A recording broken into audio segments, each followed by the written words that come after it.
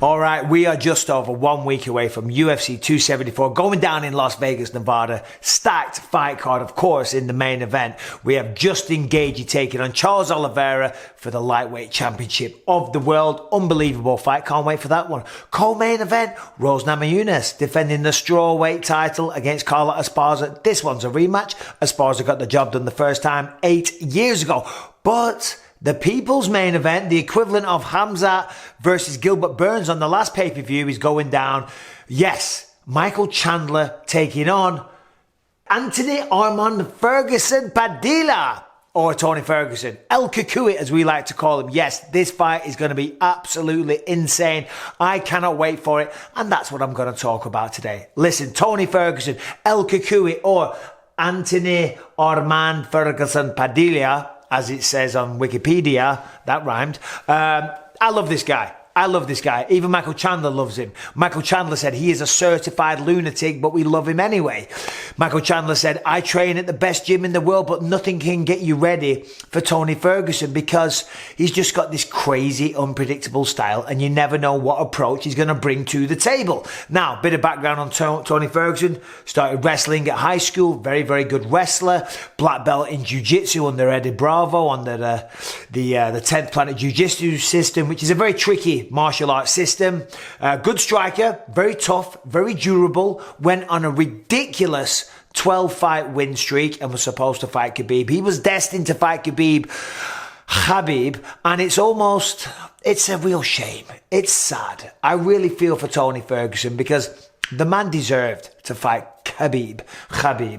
He did. He was on a 12-fight win streak, but because of fate, whatever it was, maybe a cable at the Fox Studios, whatever it was that tripped him up and blew his knee out, fate stepped in and the fight never happened. So we never know. Of course, Khabib retired undefeated. God bless him. Good for him. But everyone wanted to see that because if Khabib would have took him down, the jiu-jitsu of Tony Ferguson would have come into play. Now, if you look at Tony, not doing too well lately, okay? He's 38 years old. 38 years old for a lightweight. It's old. It is. I retired at 37 or 38. Point I'm making is, though, I was light heavyweight and I finished my career as a middleweight. The lighter weight classes, as you know, rely on instincts, reflexes, and of course, speed. Bigger guys, bigger women, bigger guys. There's no fucking 205 of women. Or heavyweights, they rely on power. Okay, and the power is the last thing to leave. That's why you see them going on to 45, 46, things like that. So for Tony Ferguson being a lightweight in the toughest division in the sport, at 38 years old, you could be forgiven for thinking, well, Father Time is catching up with him and he's going to have to retire soon. And then also, when you look at the record and you see that he's lost his last 3 in a row, to go on a 12-fight win streak to now losing 3 in a row, again, that puts the writing on the wall. But El Cucuy will slash your throats. He will come and strangle you in the night if you said that to his face. And that's what I love about him. Now, when you look at the 3 losses as well, come on, there's no shame in them. Charles Oliveira, he's the champ. Justin Gaethje fighting for the belt. And Beneil Dariush, he's one of the top contenders. So as I say, those 3 losses, they have aged very, very well, okay? Now, some of them were bad. You know, the Charles Oliveira fight, he didn't get finished, but he did get dominated from start to finish. And same with the Justin Gaethje fight. Justin Gaethje looked incredible in that fight. Tony Ferguson, the way that he fights, he wears out his opponent often with his chin.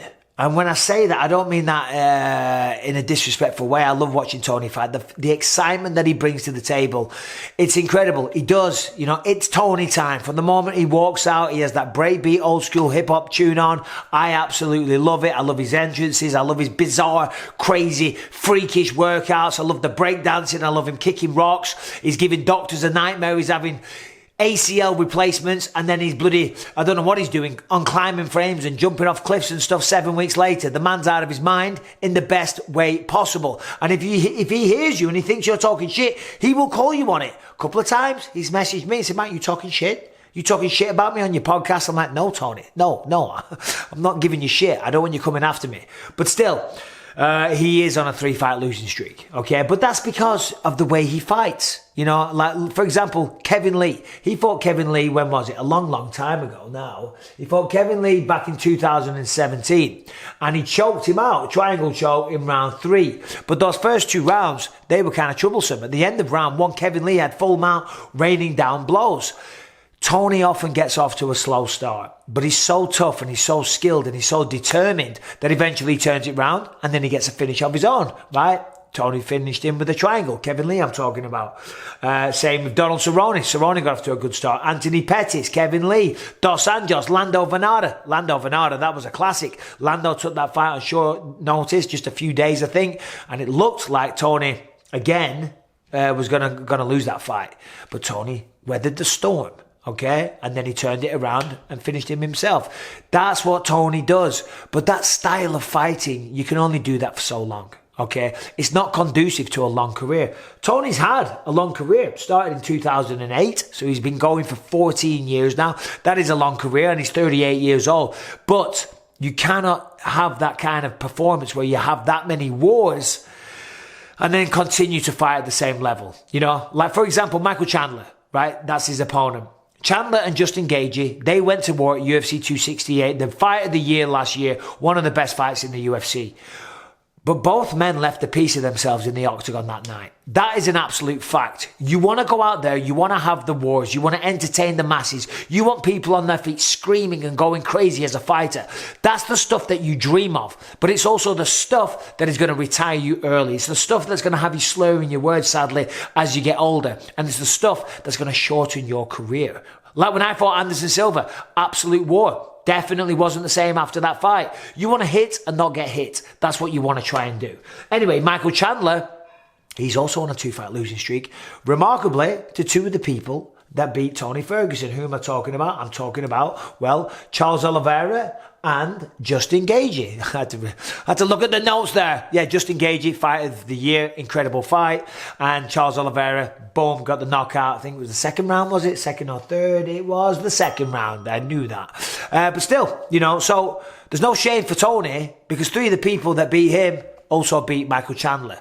So what does that mean? That means that these guys are under pressure. Tony's definitely under pressure. He went from 12 in a row to now losing 3. Okay? He wants to prove to the world that he's still the nightmare, El Kukui, the bogeyman. He's still one of the top people in the world and he still deserves to be given the respect and still deserves to be entitled to consideration, right? If he loses against Chandler, no shame, but then that's 4 in a row. Okay, and then people definitely start to talk and say, well, he needs to hang it up. Michael Chandler on the flip side, lost 2. Great fights, great people, but still lost 2 in a row. You lose 3 in a row, I'm not going to say that he needs to retire, but some people might start saying, oh, well, he was good in Bellator, but he wasn't that good in the UFC. Knocked out Dan Hooker, who has mixed results. Other than that, he hasn't won a fight. So you understand, Michael Chandler is in a high-pressure situation as well. So basically what this means is this fight's going to be absolutely fucking ridiculous, okay?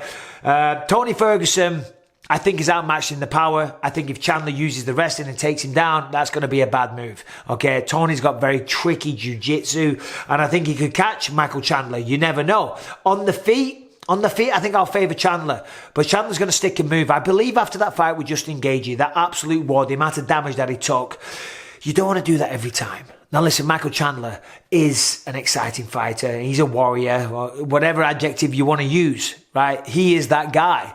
But he's got a great coach in Henry Hooft at Sanford MMA. He's got some of the best training partners in the world. And they're going to come up with a good game plan. As I said already, nothing can really prepare you for Tony because you don't know what you're going to get. The man can slice you up with elbows from anywhere. He can lock in a submission. He'll darce choke. He'll ankle pick you all fucking day long. Shut up before I ankle pick you. You know? So you never know what you're going to get with Tony. But it's going to be a fantastic fight. I cannot wait for it.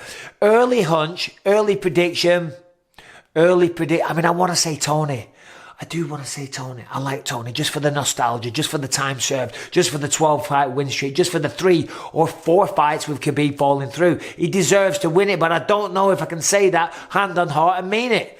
That's only because fucking Michael Chandler's so good.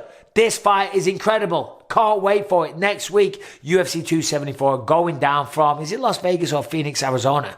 I think it might be Arizona. I don't know what I'm talking about, do I? Bisping, stop the tape. You don't know what the fuck you're talking about. Sorry for the bad language. I've been told to stop it by my producer, and I will stop it. I'm going to curb it. But still, there it is. Next week, what a fight card it is. We also got Donald Cerrone and Joe Lozon opening the card. 2 legends of the fight game as well.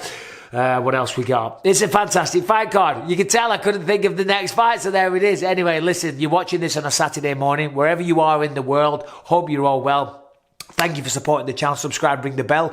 Tonight, ESPN in America. Marlon Chito Vera taking on Rob Font. Incredible fight in the bantamweight division. One that will definitely have title fight ramifications. Both men want to be the champion, and Chito Vera's on an absolute mission. If he can beat Rob Font, that'll be 4 in a row against good competition. He's definitely closing in. But it's a great fight. I'll be commentating with Dominic Cruz and the legendary John Anik. So make sure you tune in if you're in America on ESPN, prelims ESPN plus BT Sport in the UK, and wherever else you are in the world. I don't know who your TV provider is, but still, enjoy your weekends, guys. I'll be back with another video pretty soon. Anyway, right, gotta go. Gotta do some research before Dominic Cruz gets on my case. One question. Did you do your research? All the best.